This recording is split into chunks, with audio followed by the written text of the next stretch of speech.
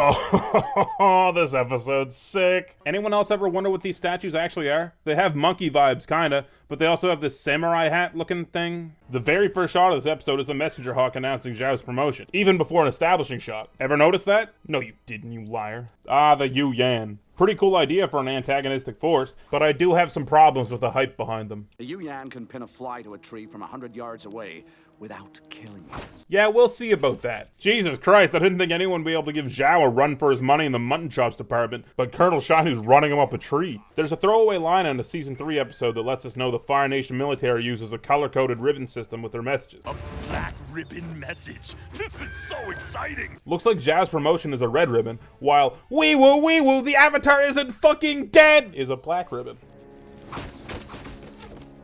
What are you doing here right now, Zuko? Just stalking Zhao? Eavesdropping for info is the most likely answer, but seems to me you could just be out looking for Aang. This should bring your fever down. Can't make the coronavirus joke, right? It's just too easy. Maybe it's safer if I go on foot. Oh no, you're not gonna take your staff? Just even for the run, just to have it? Just gonna leave it there?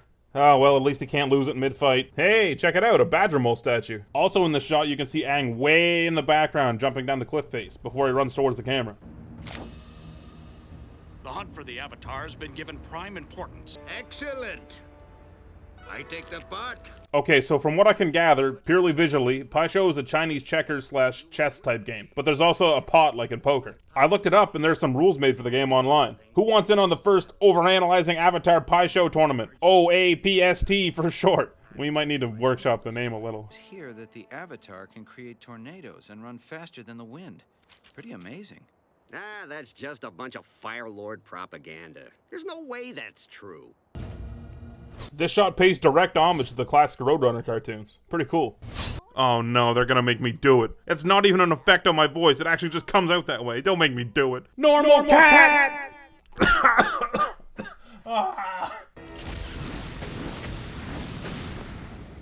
Is everything okay? No, Uncle, it's okay. I was just pissed off at 7 different birds off screen. Of course everything isn't okay! My honor, my throne, my country. I'm about to lose them all. Zuko mentions not only his honor here, but his throne and country too. The way he phrases it, my throne, my country. These things are deeply personal to him. Even just the part, my country, gives it a whole new gravitas. He's had his home stolen away from him, and now there's people from that home that are actively trying to make sure he can never come back. That's such a powerful line. Okay, the Yu Yan pinned Aang with the first 2 shots. Pretty good. And then Aang airbends the next volley away. That makes sense. But I'm gonna dismantle these guys in a second. You wait. Some of the Yu Yan seem to just like kind of morph out of the ground here. I guess when you get so good at shooting arrows, you can just morph out of the ground. That probably adds up. Can pin a tree to a fly from 100 yards away without killing. You can see Aang do his slow fall technique like he does in a few other episodes just before he hits the trees here. Okay, I said before I'm not gonna comment on the music a lot, but this track goes in. You can see here and in the rest of the episode that Aang's clothes actually got torn up from crashing through all the trees. Hello, my baby. Hello, my... Can pin 100 fly to a yard tree without killing. Okay, Yu Yan breakdown time. We start out 2 for 2, and then there's 14 Aang blots with airbending, so we won't count those against them. 8 more with Aang just doing normal dodges, no airbending interference. 4 more clean shots here, and 7 more here. I'll assume they each hit a shot on a tree, but I'm only counting shots meant for Aang. 3 here, and 2 here. 1 that murks this frog but misses Aang, 2 that are embarrassingly off the mark, 3 that are pretty close, 2 more in this underwater shot, and then finally, hey, we got some good ones. 4 right in a row. These all split each other, so they're impressive shots, but they also look like they were gonna kill Aang, and they're only meant to capture him, so I'm counting these as missed marks. And finally, 5 more good ones to end it. So that's 11 out of 50. It's not looking very good for that legendary status. But your little game of hide and seek is over. I've never hidden from you. Untie me and I'll fight you right now. I fuck with this energy, Aang. Let's go! You won't be killed like they were. See, if you die, you'll just be reborn, and the Fire Nation will have to begin its search for the Avatar all over again. This is a really smart reason for them not to be able to kill him. It's a kid's show, so that was honestly never on the table. But having a reason for it to feel organic in-universe is a super positive point, even though they kind of throw it out the window later. And no one is coming to rescue you.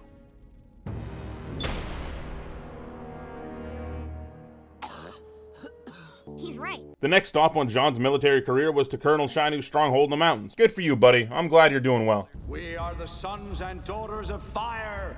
the superior element. This is the only time a superior element is brought up. I mean, Ozai definitely has the idea that his people, and especially he himself, are better than other people, but never a thought of a superior element. I'm glad they didn't go anywhere with that idea. The wording around it could have got pretty dicey. Breaks through the walls of Ba Sing Se and burns the city to the ground. This is the third time Ba Sing Se is mentioned, and we haven't even had an idea to go there yet. But we've been to all these less important smaller places that have all had characters with problems and personalities. This is like textbook how to make a world feel big and lived in. Super cool.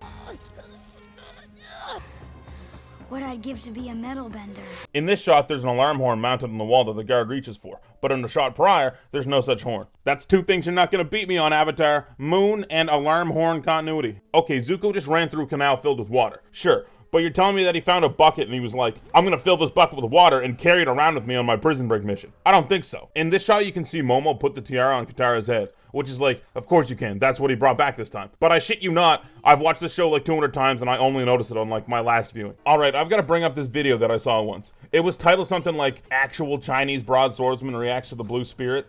I've googled every combination of those words and words like it to find that video, but I can't find it. So if anyone knows the video that I'm talking about, leave a comment with what it's actually called so I can cite this guy properly. It was a really cool video. Anyway, in the video, he critiques Zuko's technique with his weapons, and if he's actually using them as if someone actually would, and the answer was pretty much yeah. He spoke on how with this style of sword, you would almost never bend your elbows, and it would be mostly shoulder motions, and that these swords were actually especially good at fighting against people with spears. He had a few critiques, but it was mostly positive. So once again here, we see that Avatar really did its homework, and that's really cool.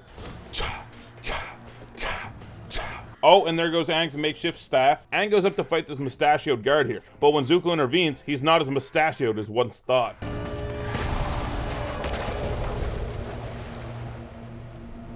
John, no!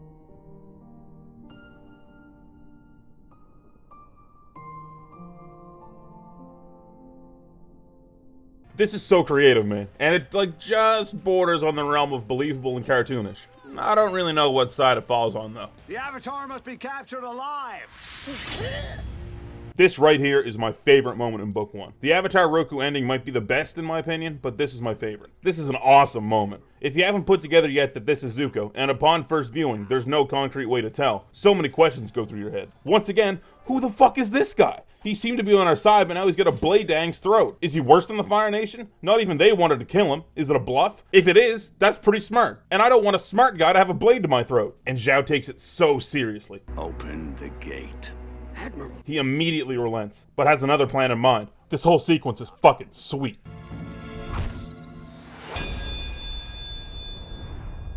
It extends to even this point to some extent. Most of your questions are answered, but more are still raised. A lot of them are answered with the most surface level of thinking, but it's still a strong moment. You know what the worst part about being born over 100 years ago is? I miss all the friends I used to hang out with. Before the war started, I used to always visit my friend Kuzan. The two of us, we get in and out of so much trouble together. He was one of the best friends I ever had. And he was from the Fire Nation, just like you.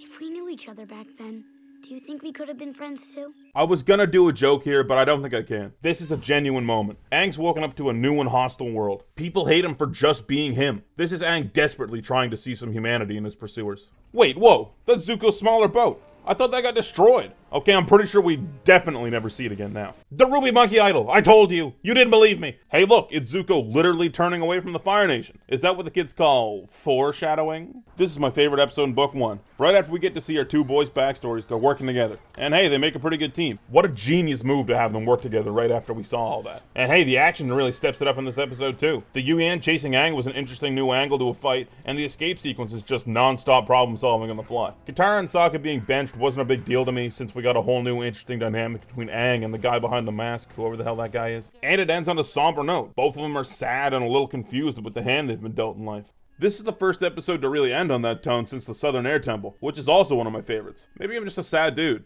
Huh. Also, before this video ends, I've got to give a big shout out to Christian Boehm.